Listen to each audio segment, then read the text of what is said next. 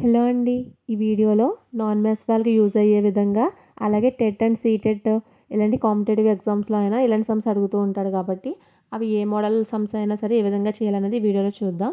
ఇక మనం ఈ వీడియోలో వచ్చి మొదటి సమ్ చూసినట్లయితే n = -2 అయినా 5n² + 5n - 2 విలువ ఎంత? అంటే ఇక్కడ nకి ఒక వాల్యూ ఇచ్చాడండి. ఆ వాల్యూను దీంట్లో అప్లై చేయమన్నాడు. అయితే నాన్ మ్యాథ్స్ వాళ్ళు ప్లస్, మైనస్ ఇలాంటి సింబల్స్‌లో కూడా కొంచెం మిస్టేక్స్ చేస్తూ ఉంటారు. సో, అందుకని క్లియర్‌గా చూడండి ఒకసారి. మీకు ఆన్సర్ ముందే తెలిసినట్లయితే కింద కామెంట్ సెక్షన్‌లో కామెంట్ పెట్టండి.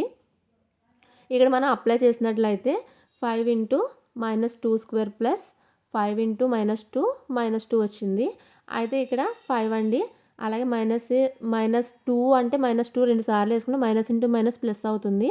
2 2 జార్ 4 అండి. అలాగే ప్లస్ 5 × 2 అంటే 10 అండి.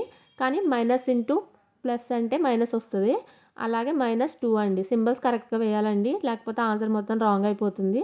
అలాగే 5 4 జార్ 20 అండి. అలాగే మైనస్ ఇంటూ ప్లస్ అంటే మైనస్. అలాగే 10 వేసుకున్నాను. అలాగే -2 అండి. ఇక్కడ 20 అని ముందేమో ప్లస్ ఉన్నట్లు. అలాగే 20 అలాగే -10 -2 అంటే రెండింటిని యాడ్ చేసుకుంటాం. చేసుకొని మైనస్ సింబల్ వేస్తాం. సో, -12 అండి.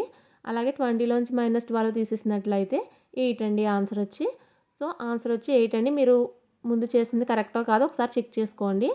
ఇక నెక్స్ట్ సమ్ చూసినట్లయితే a = 0 అలాగే b = -1 అయినా 2a + 2b విలువ ఎంత? సో, మనం ఏ ప్లేస్‌లో 0ని అలాగే b ప్లేస్‌లో -1ని అప్లై చేస్తాం. ఇలా అప్లై చేసినట్లయితే 2 × 0 అంటే 0 అండి. అలాగే ప్లస్ ఇంటూ మైనస్ అంటే మైనస్ వస్తుంది. సో, -2 1 జార్ 2 అండి. అలాగే -2కి 0 కలిపినా తీసివేసినా ఏదైనా కానీ అదే వస్తుంది కాబట్టి -2 ఆన్సర్ అండి. నాన్ మ్యాథ్స్ వాళ్ళకి యూజ్ అవుతుందని వీడియోస్ పెడుతున్నానండి క్లియర్ ఎక్స్‌ప్లనేషన్‌తో. మీకు ఈ వీడియో మీ ప్రిపరేషన్‌కి యూజ్ అయినట్లయితే మాత్రం లైక్ చేసి సబ్స్క్రైబ్ చేయండి. Thank you for watching.